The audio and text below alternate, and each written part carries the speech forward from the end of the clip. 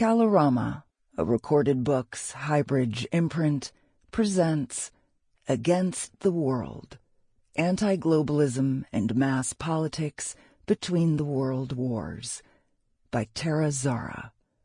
Read by Natasha Soudek. Introduction. In a world of falling prices, no stock has dropped more catastrophically than international cooperation. Dorothy Thompson, 1931. The era of globalism was over. Even committed internationalists have lost faith and join in the chorus of those who never sympathized with our ideals and say internationalism has failed, despaired Mary Sheepshanks, a British feminist and internationalist. Although she was confident that the spirit of internationalism would return once the fumes cleared from men's brains, it had been replaced for the moment by race hatred and national jealousy, leading to tariffs, militarism, armaments, crushing taxation, restricted intercourse, mutual butchery, and the ruin of all progress. The year was 1916. Hundreds of thousands of European boys and men were already dead, and nearly everyone was penning obituaries for internationalism. The fumes did not clear quickly. More than 25 years later, the Austrian Jewish writer Stefan Zweig would publish his memoir, The World of Yesterday. It was a nostalgic eulogy for a lost era of globalism.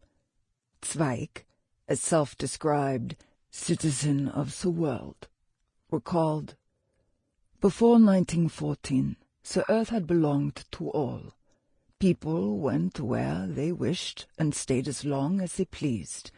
There were no permits, no visas, and it always gives me pleasure to astonish the young by telling them that before 1914 I traveled from Europe to India and to America without passport and without ever having seen one." After the war, everything changed. The world was on the defensive against strangers. The humiliations which once had been devised with criminals alone in mind now were imposed upon the traveller. Before and during every journey, there had to be photographs from right and left, in profile and full face. One's hair had to be cropped sufficiently to make the ears visible. Fingerprints were taken. They asked for the addresses of relatives, for moral and financial guarantees, questionnaires, and forms in triplicate and quadruplicate needed to be filled out. And if only one of this sheet of papers was missing, one was lost. He linked these bureaucratic humiliations to a loss of human dignity and the lost dream of a united world. "If I reckon up so many forms I have filled out during these years, so many examinations and interrogations at frontiers I have been through, then I feel keenly how much human dignity has been lost in this century which, in our youth, we had credulously dreamed as one of freedom, as one of the federation of the world." In Britain, economist John Maynard Keynes penned his famous obituary for globalization shortly after the war ended. What an extraordinary episode in the economic progress of man that age was, which came to an end in August 1914, he wrote. In the golden age before the war, the inhabitant of London could order by telephone, sipping his morning tea in bed, the various products of the whole earth, in such quantity as he might see fit, and reasonably expect their early delivery upon his doorstep. It was an age in which the projects of militarism and imperialism, of racial and cultural rivalries, of monopolies, restrictions, and exclusion, which were to play the serpent to this paradise, were little more than the amusements of his daily newspaper. These looming threats appeared to exercise almost no influence at all on the ordinary course of his social and economic life, the internationalization of which was nearly complete in practice. Stefan Zweig and John Maynard Keynes remain among the most renowned analysts of the changes brought by the First World War. They both understood these changes in terms of the end of a golden era of globalization, during which people, goods, and capital breezed across international frontiers. But their very nostalgia for a lost world of globalism offers an important clue as to the causes of its downfall. Both men were myopic about the extent to which the freedoms they associated with globalization were the privileges of a narrow elite. "It may be I was too greatly pampered," Zweig speculated. The earth had not belonged to everyone before 1914. It had, however, belonged to people like Keynes and Zweig. Zweig and Keynes traveled the world unmolested by bureaucrats before the First World War, largely because they were wealthy, highly educated, white European men. They traveled freely for business and pleasure, with no concern for their physical safety, nor did they worry about the meddlesome interference of husbands, fathers, or state authorities. In steerage, the world of yesterday looked quite different. Migrants headed toward the United States in the late 19th century were already subjected to the poking and prodding of doctors charged with excluding sick, disabled, and mentally ill migrants, along with those deemed likely to become a public charge, including most single women. Non-white migrants were categorically excluded. Millions of people in the world lived in deep poverty in regions that were denied political sovereignty and exploited economically for the benefit of Europeans and North Americans. While it was true that international trade benefited all parties in the aggregate, it exacerbated inequality between rich countries and poor countries. Likewise, within industrialized countries, globalization did not benefit everyone equally. There were clear winners and losers. Keynes frankly acknowledged all this. The bounty of globalization was not shared equally, but inequality, he claimed, had been seen as a necessary corollary to progress in the 19th century. The greater part of the population, it is true, worked hard and lived at a low standard of comfort, yet were, to all appearances, reasonably contented with this lot. This was because they believed in the prospect of social mobility. Escape was possible, he insisted, for any man of capacity or character at all exceeding the average. The war shattered those illusions. The magnitude of wartime sacrifices bred popular demands for more immediate justice. Across Europe and the world, workers, women, and colonial subjects took to the streets, demanding sovereignty and greater equality. In Russia, the discontent combusted into revolution, which seemed poised to spread westward. The wheels of global integration ground to a halt. This spelled disaster for Europe and the world, Keynes warned. An inefficient, unemployed, disorganized Europe faces us, torn by internal strife and international hate, fighting, starving, pillaging, and lying. His warning was prescient. The era of anti-globalism lasted another 2 decades, punctuated by the greatest global economic crisis in world history, the Great Depression. Nor would the strife be overcome with a new treaty or a peaceful handshake.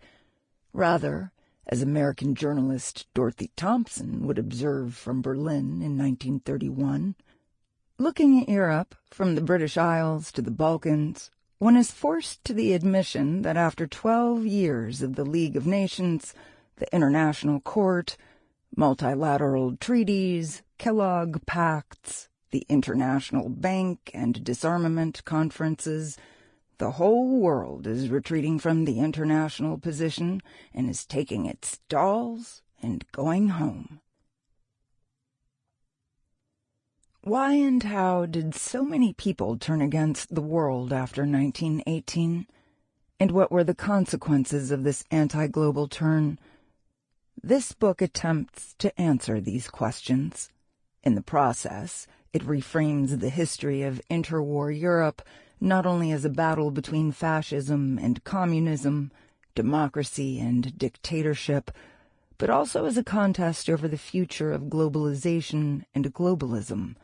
The era between the 2 world wars was defined by attempts to resolve mounting tensions between globalization on the one hand and equality, state sovereignty, and mass politics on the other.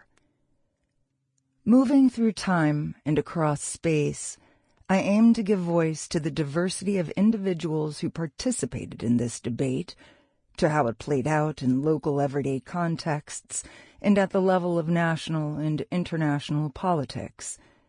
The protagonists include several famous and infamous people: dictators, internationalists, industrialists, and economists, but also many individuals on the margins of history, including migrant women, garment workers, shopkeepers, unemployed veterans, radical gardeners, and disillusioned homesteaders.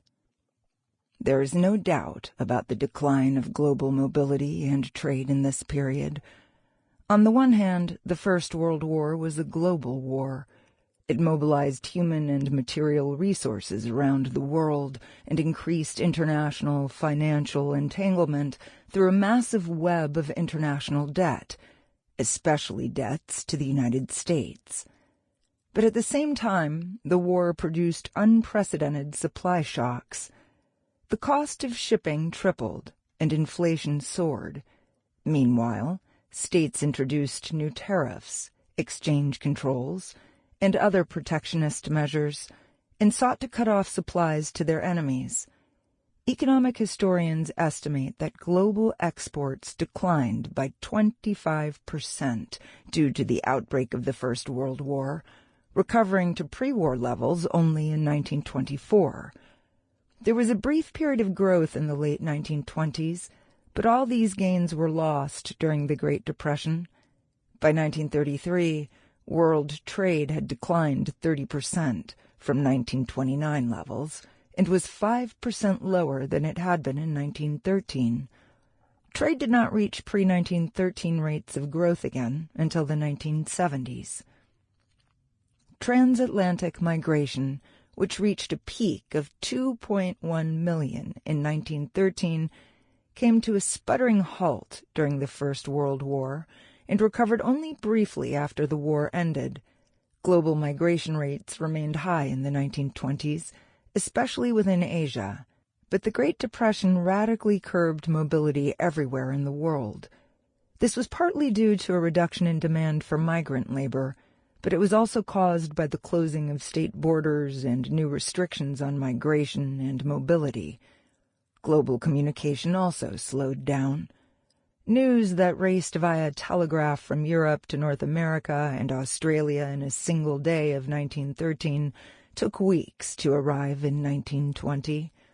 And the gold standard, the motor of global financial integration, broke down during the First World War and was abandoned by the roadside during the 1930s, first by Great Britain, 1931, then the United States, 1933, and finally by France and other European powers.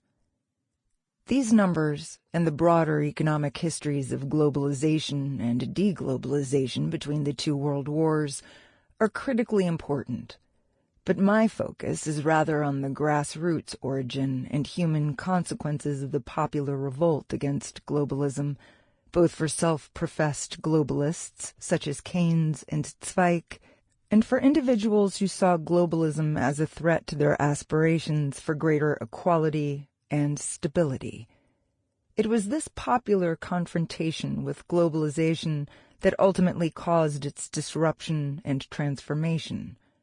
Popular anti-globalism arose with accelerating globalization itself in the late 19th century, but in the 1920s and 1930s, the demands of anti-global activists were increasingly taken up by political parties and states. Their efforts to render individuals, families, and states more self-sufficient had mixed results, but lasting consequences. I use the term anti-globalism to refer to political, social, and cultural movements that sought to insulate societies from the global economy by mobilizing against policies, people, and institutions associated with globalism and/or internationalism. Sometimes these movements produced deglobalization, the actual slowdown or curtailment of the transnational flows of people, ideas, goods, or capital. More often, however, the actors in this book sought to alter the terms on which globalization took place. They aimed to restructure or reorient global flows of people, goods, or capital, rather than to stop them altogether. The people and movements I write about, however, did not use the term deglobalization at the time. They spoke of freedom versus dependence on the global economy, nationalism versus internationalism, sovereignty and its violation. They promoted autarky, self-sufficiency, and self-containment.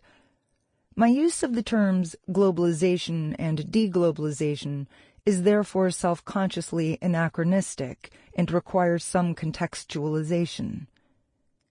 The terms globalization and deglobalization came into widespread use in the 1990s, at a moment when a certain kind of free market capitalism and global integration appeared to be the unstoppable victors of history.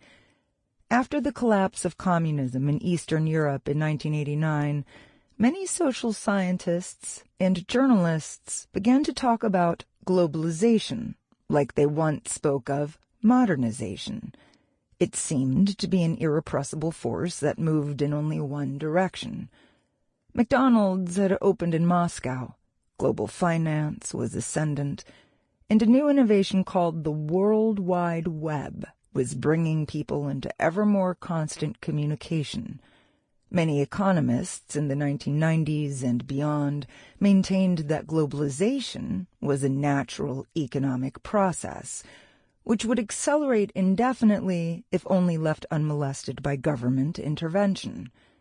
They saw deglobalization, by contrast, including interwar deglobalization, as the product of unnatural political interference with that process, but one only needed to look backward to see forward. The history of Europe between 1918 and 1939 reveals very clearly that the history of globalization was punctured by pauses and attempted reversals. As historian Stefan Link has argued, moreover, the notion that globalization is natural and deglobalization political radically underestimates the politics of globalization. There was nothing natural or apolitical about the intensification of globalization in the 19th century, nor was it directed by an invisible hand. Imperial states and armies generally guaranteed that their colonies would be hospitable to foreign investments and that debtors would pay back international loans. Popular support for free trade in Britain was embedded in a popular political culture that had to be sustained through active political campaigning. Even at the moment of globalization's most rapid acceleration, free trade was more a British exception than the rule. After a brief period of greater openness in the 1860s and 1870s, tariff walls sprang up again across the European continent. Otto von Bismarck's infamous coalition of wealthy industrialists and landowners demanded protection for iron and rye, and France, Austria-Hungary, and other European states quickly followed with their own tariffs. The United States maintained high protectionist tariffs right up to the eve of the First World War. There was nothing contradictory about the synchronous rise of globalizing and anti-global policies and politics. While the terms globalization and deglobalization appear to be binary opposites, globalism and anti-globalism, like internationalism and nationalism, were often flip sides of the same coin. This simultaneity was baked into the foundation of internationalist projects and accelerating global connections in the late 19th century. As historian Jürgen Osterhammel has argued, once the era of globalization began, conflict and cooperation, integration and disengagement were taking place on a global scale. There was simply no escaping one another. Even between the two world wars, global flows often moved into new channels and morphed into new shapes, rather than rising and falling. The most radical anti-globalists rarely sought, let alone achieved, total isolation from the global economy or autarky. They sought globalization on their own terms, or at least better terms. And anti-globalists themselves organized in transnational networks, a phenomenon frequently noted by contemporaries. The only international which seems to be winning these days is the International of the Anti-Internationalists, quipped Thompson in 1931. Nor is anti-globalism simply an alias for nationalism, long recognized as a defining political force throughout the world in 1918. Nationalism and anti-globalism were, and remain, closely connected. But there were many contexts in which nationalism and anti-globalism departed company. For example, anti-colonial advocates of economic self-sufficiency in interwar India preached a self-consciously universalist and globalist political agenda. They argued that more economic independence would produce a more genuine form of internationalism that was based on cooperation rather than exploitation. Likewise, growing diasporic nationalist movements in the 1920s and 1930s were simultaneously internationalist and nationalist. Many European socialists in the 1920s and 1930s called for political internationalism, but also sought to insulate domestic workers and industries from foreign competition. In this book, we will meet political internationalists who argued for economic self-sufficiency, nationalists who promoted global trade, imperialists who saw empire as a route to greater self-sufficiency, and individuals whose views on the global economy were simply eclectic or inconsistent. Even the most ardent globalists sometimes changed their minds. Keynes famously penned an article in 1933 arguing for more national self-sufficiency. It read like a conversion narrative. "I was brought up, like most Englishmen, to respect free trade not only as an economic doctrine which a rational and instructed person could not doubt, but almost as a part of the moral law," he recalled. "I regarded ordinary departures from it as being at the same time an imbecility and an outrage." But in the years after the war, he had changed his view, to the point that he could now identify with those who would minimize, rather than with those who would maximize, economic entanglement between nations. Let goods be homespun whenever it is reasonably and conveniently possible, and, above all, let finance be primarily national.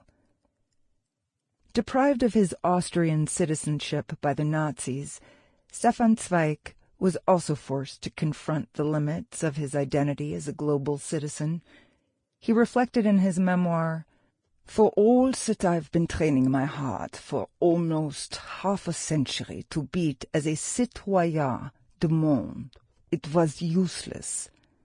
On the day I lost my passport, I discovered, at the age of 58, that losing one's native land implies more than parting with a circumscribed area of soil."